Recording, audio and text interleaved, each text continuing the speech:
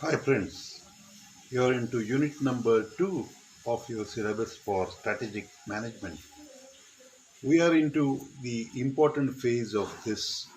One is we have already designed our vision, mission, set our objectives, targets, and there you might recall I have given you an example, a hypothetical example that I am or we are working for a company called Action Shoes, and we have decided that we are going to manufacture 1 lakh pair of shoes per annum.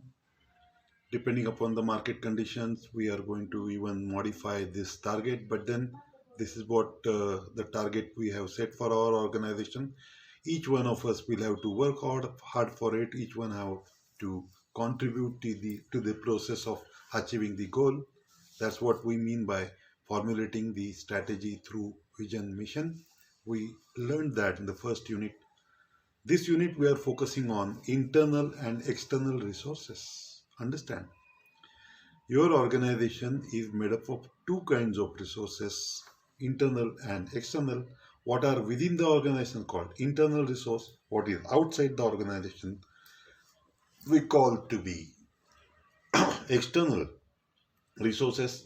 Here there are four major resources in any circumstance: men, material, machine, and money required to marshal those resources to be able to meet the demands of the market, meet the expectation of the market. In other words, meet the expectation of the customer who is the king.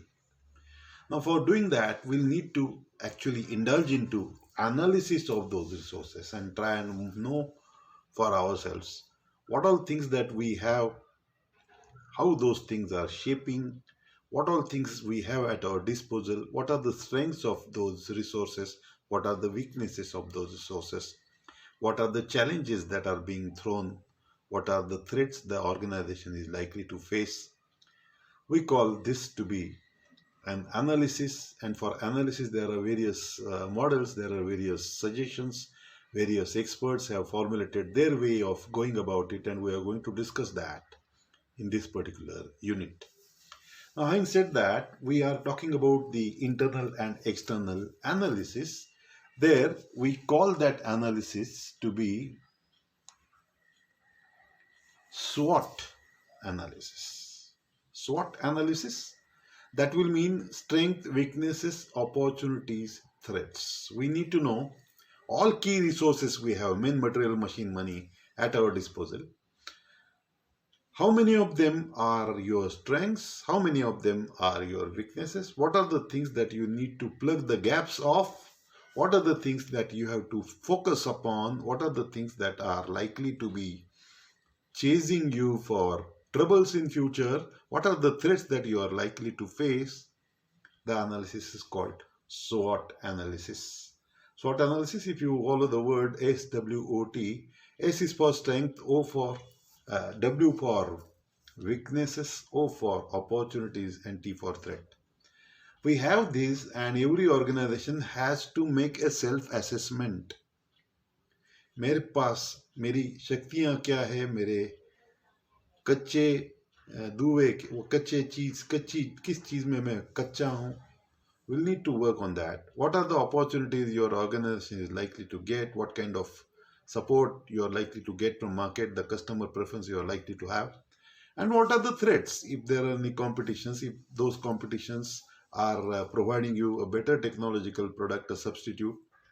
Think about that as well. That's what is very in simple term called SWOT analysis. SWOT analysis is an integral part of industry analysis, and we are going to now see what all things that are there that we are going to focus upon as strength and weaknesses are concerned.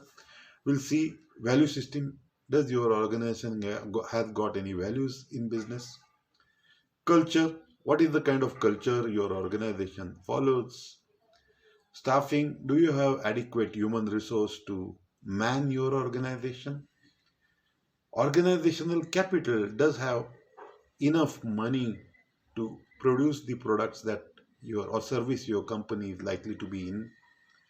Support system to actually the operating environment. For operating your organization, you need to have support system. Support system will mean all those things that are required for any business, like location, banks, infrastructural facilities for transportation, and all those things that we actually uh, form part of form part of your infrastructure.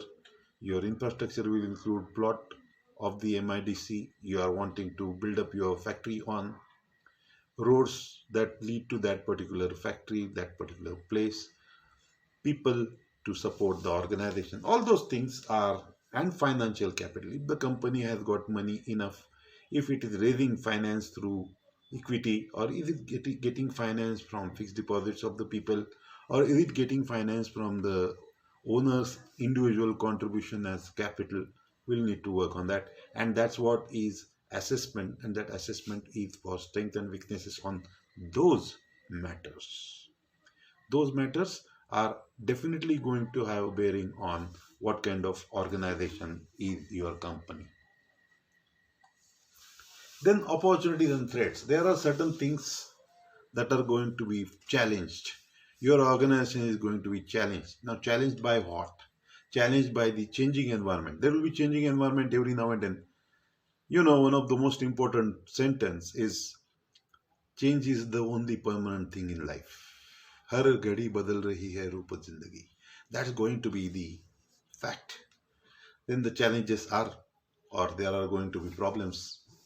And in certain cases, there will be opportunities because of the changed environment. Also, demand for new product, market, and the competition you are likely to face is also part of either opportunities or threats. Ability of the resources. There are some resources very sound, their skills are good, their talent are good, their resources are good. Those resourcefulness are going to be contributing to the success of the organization. And then culture of the people who are around the company, the population we are talking about, and the regulatory framework, we call it legal environment. All those things have bearing on the opportunities and threats your organization is likely to face. Coming to industry analysis. Now, this is a word used quite often. You might recall in the lecture I said that you must be able to ascertain without getting into the organization what kind of setup it is likely to be. For knowing that, you need to observe, knowing that you have to keep your eyes and ears open, read more, learn more, see videos that are focused on the company of your dream, and then you will be able to indulge in that industry analysis. It is a tool to facilitate companies' understanding and its position relative to other companies. What are the competitors of that company? You need to know all those things. We call that to be one of those important things called industry analysis.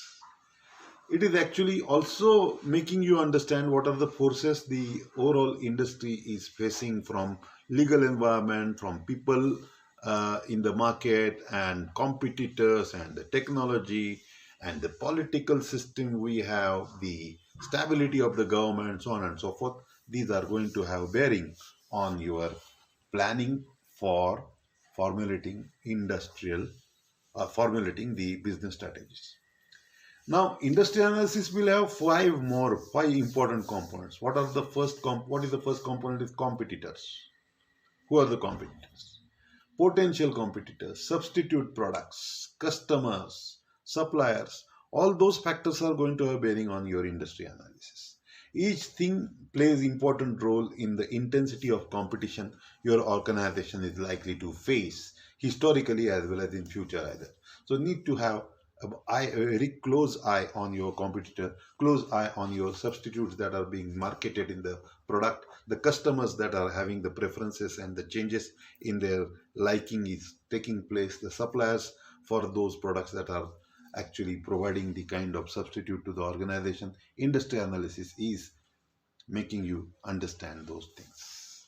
We already learnt about vision, mission, and objectives, and now the question is, what are the various analytical models or metrics that are used to actually learn how your organization is positioned at the moment, what is the status of your organization, so on and so forth. First model which we are going to discuss called Porter's model. I have discussed it in the class. Porter's model actually focuses on five forces. The first force itself is the organization and the competition, the rivalry it faces, then the competition from of the industry, the opposition or the competitors that are actually coming in the company's market. In that case, a product is, for example, I gave example of company who is producing such a kind of mobile which has got wonderful cameras. The cameras of Kodak have become absolutely, you can say, obsolete and old. In that case, the competition was between a company who produced a excellent mobile with excellent features of photography and the company producing the cameras. Now here is the difference, and that is what we mean to say know the competition that you are facing. Then the potential new entrant, दूसरा कोई नया product लेके आपकी company को धक्का देने के लिए आ रहा है क्या, that we have to think about, that comes under the potential new entrant. Then power of the suppliers. Supplier is an important thing. Example, probably you might recall Hum Hai Rahe Pyar Ke, one of those Amir Khan movies. We spoke about the supplier. How does the supplier affect the product that was being produced by the company, which was Amir Khan's company? They can just squeeze, or they can twist your arms. That kind of thing a supplier can do, and that is one of the potential threat. And then the power of the customers. Of course, customers are the supreme in the market, and that also is one of the force to reckon with. That's what the five forces model tell you about. I will share the PPT which I have created that will give you more information about it. Then the next one is BCG matrix. Boston Consulting Group came out with that kind of a matrix. Matrix again is a set of parameters that are being used for analysis. So those metrics are again related to company and its product, and that helps company to decide which products are to be kept in the market, which products are to be withdrawn. So that also is one of the important models. Another important model is Ansoff model. What is Ansoff model? There's American as well as Russian group that came into to form an Ansoff matrix, and that's called matrix for product market expansion. And you'll see those strategies that are formulated by a company are for penetration of the markets development, product development, and diversifying from existing line of products which company is indulging in. So that's about Ansoff model. I have even given the explanation of Ansoff model, the PPT. Market penetration, product development, market development, and diversification are the matters what are to be brought into account as far as the Ansoff model is concerned. Then we have GE9 model. This was actually McKinsey's model, and McKinsey's model also focuses on the current position of the company in the market, and for that you will have to evaluate the strategies and choose correct action. You will see actions are oriented on three things: either you will hold, or you will grow, or you will actually harvest and keep on producing and keep on making some kind of number that will actually help company survive its position in market. So when you are doing it, the model that you are following is GE9 matrix model. That was, again I said, model which was prescribed by none other than McKinsey. McKinsey is one of the popular models used for marketing, and that is the reason why this also forms part of various kinds of metrics that are used for formulating strategies. Last model in the unit number 2 talks about business portfolio analysis, where company has to carefully analyze the portfolio it actually holds.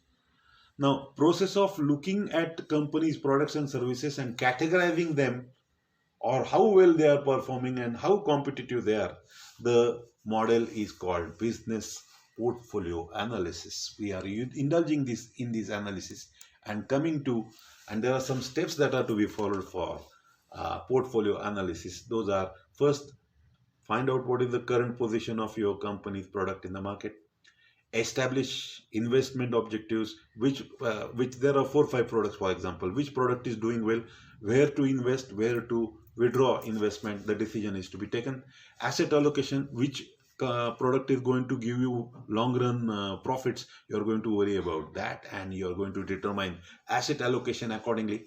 Select investment option, monitor, measure, and rebalance, and keep on doing it on continuous basis. That is a model called business portfolio analysis. Here we come to the end of the unit number 2 here.